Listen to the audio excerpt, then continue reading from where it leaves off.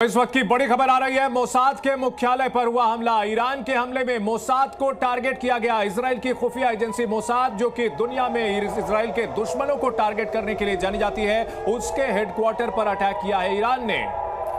तो मोसाद के हेडक्वार्टर को तबाह करने का दावा ईरान कर रहा है और इजराइल इन सारी खबरों को डिनाई कर रहा है, क्योंकि जिस तरीके से ये बड़ा हमला बोला गया है, मोसाद का मुख्यालय, उस पर हमले की ये बड़ी जानकारी सामने आ रही है।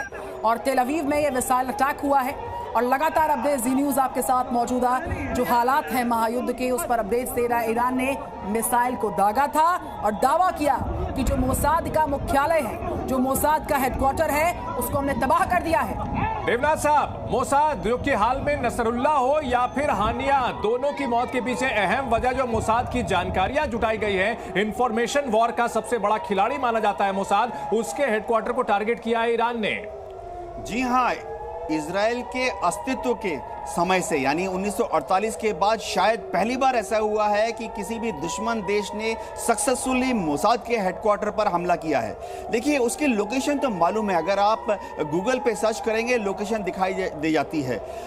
दूसरी बात यह है कि मोसाद के हेडक्वार्टर्स में इतनी बड़ी तादाद में फिलिस्तीन के लोगों का इंटरोगेशन हुआ है। वेस्ट बैंक से पकड़ के ले जाते हैं उनको, मोसाद के हेडक्वार्टर में इंटरोगेशन करते हैं कि उसकी लोकेशन पहले ही पता थी। लेकिन मोसाद का जो हेडक्वार्टर है वो जमीन के ऊपर जितना है, 6 मंजिली, वो जमीन के नीचे भी देवनाथ साहब, तस्वीरें जो हम आपको दिखा रहे हैं, ये वही तस्वीरें हैं जब मोसाद के हेडक्वार्टर को टारगेट किया गया है। तस्वीरों को भी अगर आप डिस्क्राइब करें, आप हमसे बेहतर बता पाएंगे कि ये किस तरह से अटैक किया गया है। जी हाँ, आप देख सकते हैं कि मोसाद के हेडक्वार्टर के ऊपर ये ईरानियन बैलिस्टिक मिसाइल जब गिरता है तो ऊपरी बिल्डिंग के ऊपरी स्ट्रक्चर को ही क्षति पहुंचाता है, लेकिन जो उनका जमीन के ऊपर वाला हिस्सा है वो महज एडमिनिस्ट्रेटिव ब्लॉक है। उनका जो सेंसिटिव एरिया है, जहां खुफिया जानकारी होती है या जहां पर खास से तरह से रणनीति तैयार होती है, वो बेसमेंट में है, -3 -4, वहां तक ये वॉरहेड नहीं पहुंचा है। जी बिल्कुल, ये तस्वीरें जी न्यूज दिखा रहा है। ईरान के हमले पर अब इजराइल कैसे विनाशक बदला लेगा उस पर नजर होगी, लेकिन साथ ही साथ किस तरीके से हम बता रहे थे आपको, इसको डिस्क्राइब कर रहे थे। हमारे साथ 3 खास मेहमानों का पैनल है। शुक्ला जी, मैं चाहूंगी आप डिस्क्राइब करें। मोसाद के हेडक्वार्टर पर ईरान ने दावा किया कि हमने बड़ा प्रहार मिसाइल से किया है। तस्वीर में चाहूंगी आप भी बताइए, समझाइए। बिल्कुल, ये एक साइकोलॉजिकल वॉरफेयर है और एक बहुत बड़ी उपलब्धि है उनके। भले उसके अंदर क्षतिग्रस्ती कम हुई है, ज़्यादा हुई, इससे कोई फर्क नहीं पड़ता है। फर्क इस बात से पड़ता है कि ईरान ने सक्सेसफुली मोसाद के हेडक्वार्टर पे टारगेट किया है।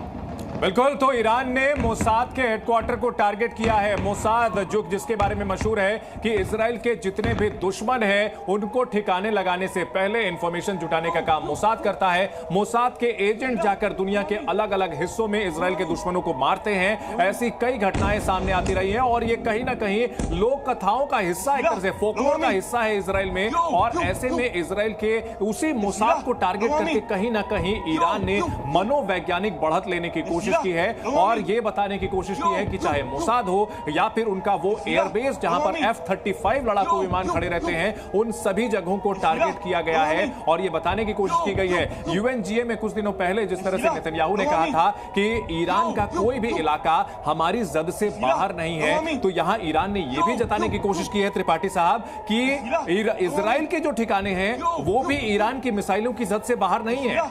जी बिल्कुल, सिर्फ ईरान ने नहीं, आपको याद होगा कि हसन नसरुल्लाह के मारे जाने के पहले इन्होंने, हिजबुल्लाह ने भी ये कहा था कि हमारे पास गाइडेड मिसाइल्स हैं और हम इजराइल में कहीं भी डाल सकते हैं और पूरा इजराइल हमारी जद में है। और वो था भी, कई जगह उनके हमले हुए और कई जगह उनके मिसाइल गिरे भी। तो अब ये वार ऐसी स्थिति में आ गई है कि दोनों ही पक्ष एक दूसरे के सारे इंस्टॉलेशंस के बारे में जानते हैं और एक दूसरे पे अंतिम सीमा तक वार कर सकते हैं। लेकिन मेरा ये मानना है व्यक्तिगत रूप से कि ये लिमिटेड वारफेयर होगी, ये बहुत लोकलाइज्ड होगी, बहुत ज़्यादा ये एक्सपेंड। क्या ये लिमिटेड वॉरफेयर, देवनाथ साहब, क्या ये लिमिटेड वॉरफेयर जिस तरह से रूस और यूक्रेन के बीच चल रही है उस तरह की होगी? क्योंकि वहां तो दोनों के देशों की सीमाएं सटी हुई है आपस में, आप ग्राउंड ऑफेंस भी कर सकते हैं, लेकिन ईरान और इजराइल के साथ तो ऐसा है नहीं, यहां तो हवा से एक दूसरे पर अटैक होगा। ईरान ने पिछले हफ्ते OIC organization of Islamic cooperation सारे कंट्रीज को इनवाइट किया था, लेकिन मीटिंग के बाद शायद कोई भी मुस्लिम देश, अरब देश या पर्शियन गल्फ का जो देश है वो ज़्यादातर जो हैं या सुन्नी हैं या अमेरिका के प्रभाव में हैं, तो उनमें से कोई भी ईरान के साथ इस युद्ध में शामिल होने के लिए तैयार नहीं हुआ।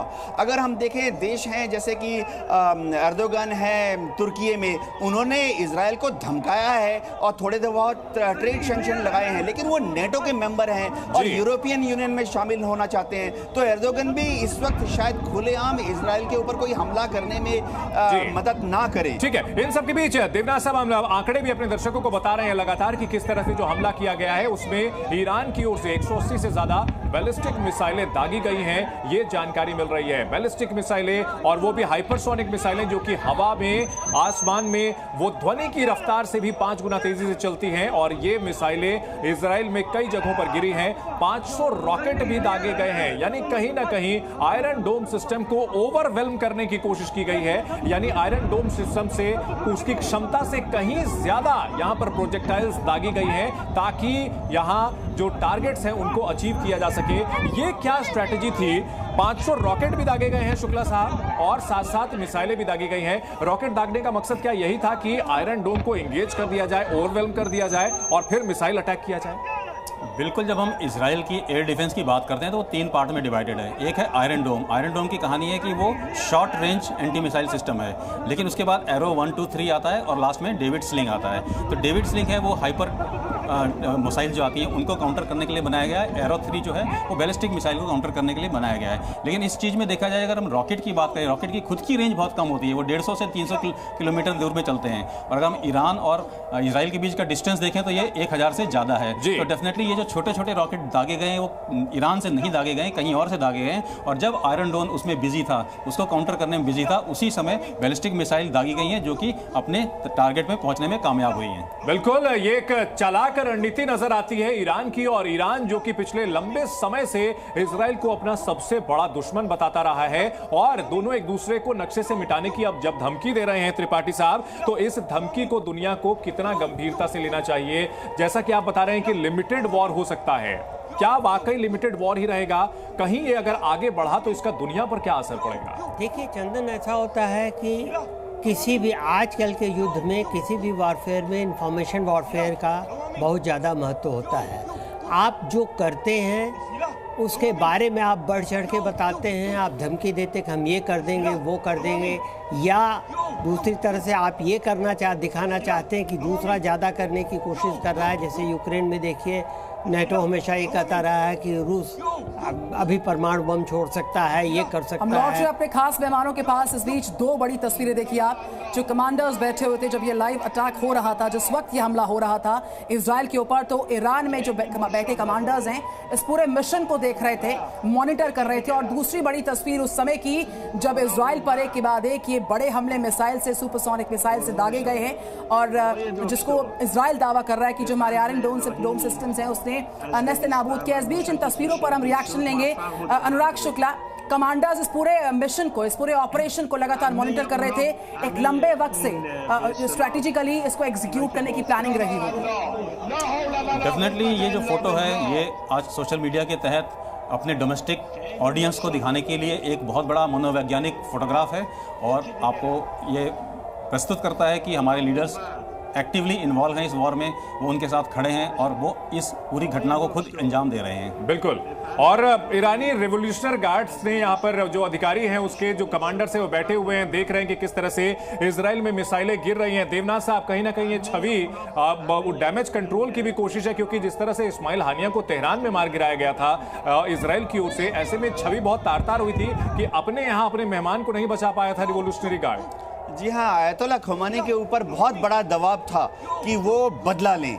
जब से पेजेश्कियन वहाँ पर आए हैं, पेजेश्कियन ने भी कोशिश की है कि किसी तरह से बदला लेने की जो कार्रवाई है उसको इस तरह से अंजाम दिया जाए कि बदला भी ले लें और युद्ध जो है उसके बाद और भीषण ना हो।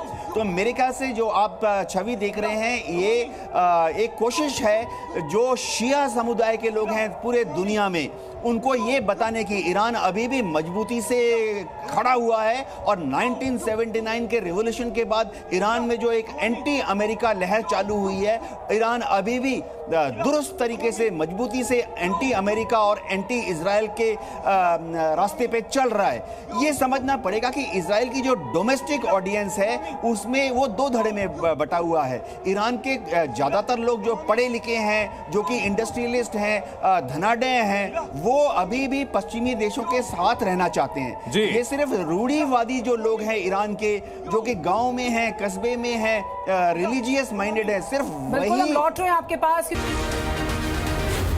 जी न्यूज़।